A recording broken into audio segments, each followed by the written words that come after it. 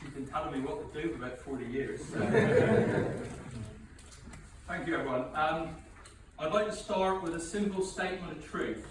Cornwall is a nation, just like Wales and Scotland. And like our fellow Celtic countries, Cornwall needs its own national parliament and institutions to deliver on the priority of its citizens. And that is why we are continuing to make the case for a bespoke devolution deal, apart and distinct from any proposed changes to local government masquerading as devolution, which is presently being touted around England. It is some 10 months since the UK published its English devolution white paper.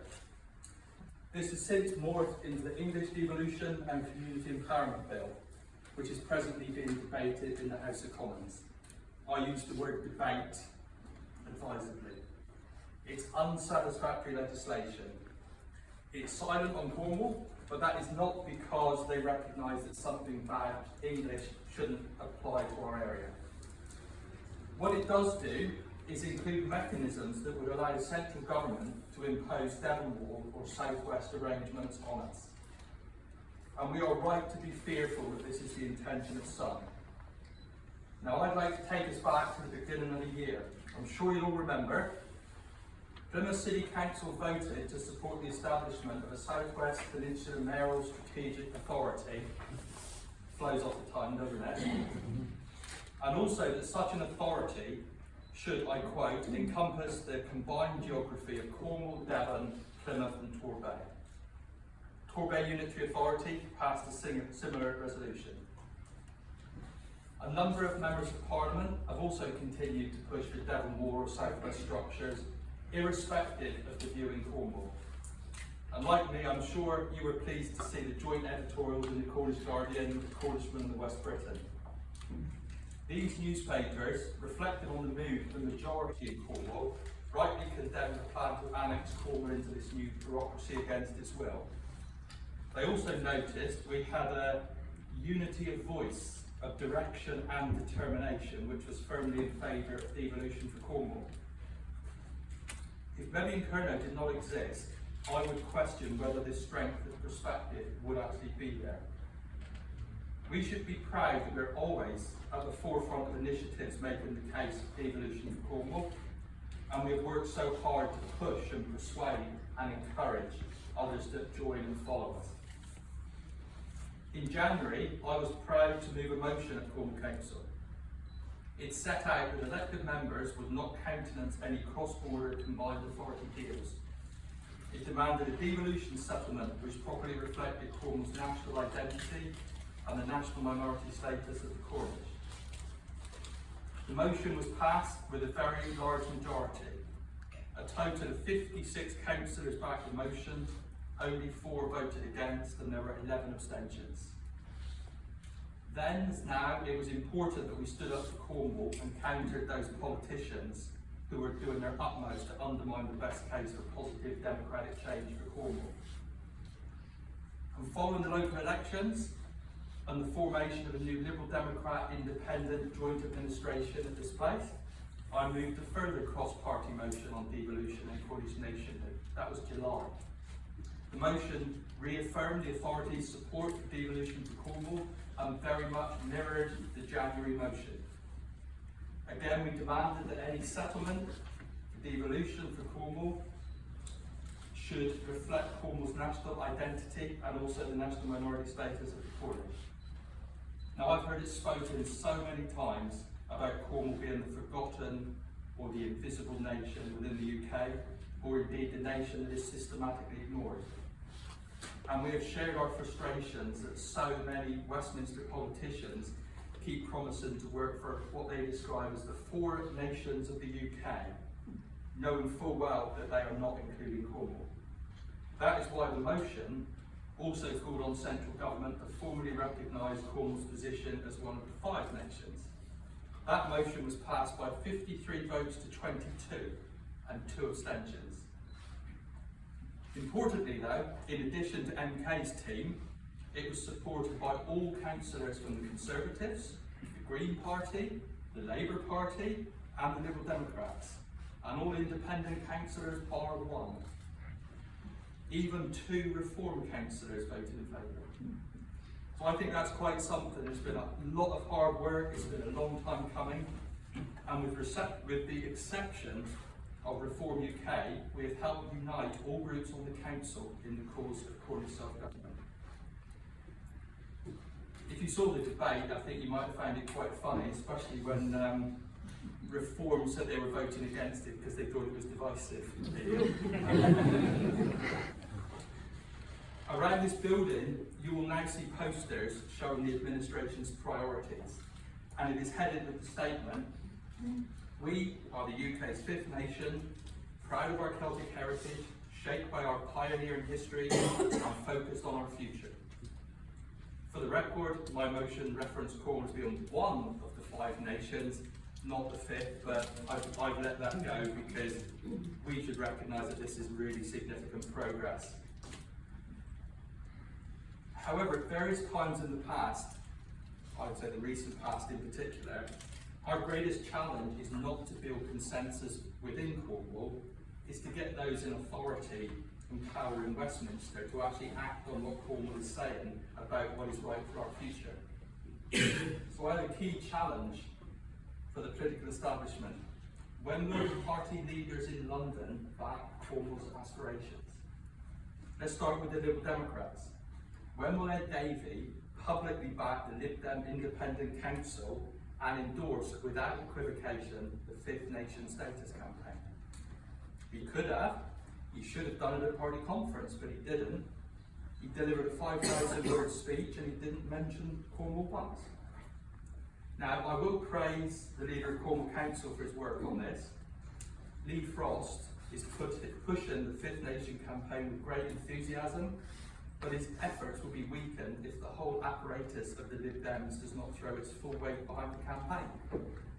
Don't forget there are Lib Dem MPs not that far away who are not supportive of Cornwall whatsoever. I've got a quote for you here from Richard Ford, Honiton and Sidmouth. "We need to speak with one voice and talk about the West Country as a whole, not in parochial, narrow, local terms." So there you go. From the perspective of this MP, he is working to undermine Cornish nationhood and democratic renewal for Cornwall through the crass, insulting and false accusations of parochialism. I can't leave the Tories out of this. Kemi Badenoch is predictably quiet on this matter. We've heard absolutely nothing from them, so I'll stop talking about them. And we'll turn to the present government, which I think is the key discussion. I remain disturbed at how Labour ministers are failing to deliver on their obligations to Cornwall, which exist because of the national minority status of the Cornish. On our National Saints' Day, Keir Starmer, in response to a question from Perrin Moon MP, wished Perrin, his constituents and everyone in Cornwall a happy St Piran's Day. And he went on to say, "We do recognise Cornish national minority status, not just the proud language, the history and the culture of Cornwall, but its bright future." But in September, just 6 months later, when he was interviewed by ITV, he said, "Look, I don't think that we need nation status for Cornwall." Prime Minister, Cornwall is a nation, and the Cornish national minority exists. You have stated that you recognise that status. Cornish nationhood, national identity, national minority status go together. They are inextricably linked. In any meaningful way, you cannot have one without the other. In reality, they are the same thing. I think my frustrations may be coming through a little bit there, but there we go. Now, I presume most of us have been amongst the 24,000 people who signed the online petition seeking for Cornwall to be formally recognised as a nation, status similar to Wales and Scotland, and you've probably read the official response. Vague generalities about how devolution is about moving power out of Westminster and back to those who know their areas best, and how the UK government recognises the importance of cultural identities and regional voices. But the crux, and I quote again, was that the government does not plan to change Cornwall's constitutional status. The statement went on to reference their plans to create strategic authorities, which they describe as a number of councils working together over areas that people recognise and work in. And it said, Cornwall's national minority status does not prevent it from partnering with neighbouring authorities, adding that this status, my quote, which they are frankly ignoring and misrepresenting, will be preserved in any future devolution arrangement. Fair to say that's complete and absolute twaddle. At the committee stage of the English Devolution Community Empowerment Bill, Cornwall got quite a few mentions, but again, the new minister and the prospective totally confused. Miata Fambulas stated that the UK government absolutely recognises Cornwall's national minority status, and we recognise the uniqueness of Cornwall, and we're trying to operate within that framework. But she went on to add, the conversation that we want to have with Cornwall is, if you want to drive growth, employment opportunities, if you want to create jobs in your area, what is the best geography to do that in? Now our answer is a simple one, isn't it? We want devolution on the Cornwall sector. But it's pretty clear to me that the Minister is assuming that Cornwall will be submerged into a larger regional construct, including parts of South West England. Her further statement that this is not to deny Cornwall's uniqueness and specialness are nonsense. National minority status is not just about culture and language. It's also about public life, it's about territory, it's about politics, and it is about government. I will mention Paramoon again. He recently accused Reform UK of being anti-Cornish because they're seeking to take the UK out of the Council of Europe's European Convention on Human Rights. He rightly pointed out that this would undermine national minority status. But the Labour government, they're undermining that status already by failing to act on their obligations day after day, and that needs to change. Our immediate challenge, and I think it must be our preeminent focus in the coming months, is how do we pressure central government to act on Cornish demands? When I have finished wittering on, there's going to be a session that we can discuss, review, plan how we push this campaign forward. So I want some really good ideas from everyone, how we can re-energise and come up with great efforts for the next 12 months. I just want to move on briefly to talk about fair funding as well. Remember how Westminster politicians have repeatedly promised that Cornwall would receive funding at least to match the level of EU monies that would have been received if the UK had not left the European Union. The pledge from the previous Conservative government related to the Shared Prosperity Fund, it basically said at a minimum they would match the size of EU funds in each nation and Cornwall. Don't go there. That's an annual payment. And it was estimated that this would equate to £100 million per annum. And then there was widespread outrage when we were given 132 million spread over 3 years. Just like us, local Labour condemned the Tories. They pointed out the funding was less than half of what was expected, and I quote them, yet again the Conservatives had come up short for Cornwall, over 150 million short. Extra SPF monies were made available for 2025 to 2026, but now Cornwall is noticeably absent from government announcements. I understand that the UK government is making funds available to Scotland, Northern Ireland and Wales. Wales is to receive 547 million over the next 3 years. The press release stated, the Local Growth Fund for Wales replaces money that used to come from the European Union. And you may have read about the 1.4 billion Local Growth Fund for Scotland. And the UK government spokesman, who I quote again, local growth funding is designed to fit the needs and circumstances of each nation. Now, how can local growth funding meet the needs and circumstances of Cornwall when there is no funding? It's nonsense. Then there's the Pride of Place programme. Again, Cornwall did not get a penny. Contrast that with Wales. Wales has 22 councils. Every single one of them got some money, and 9 neighbourhoods are to receive £20 million each, spread over the next decade. So total funding from that pot, 213 million.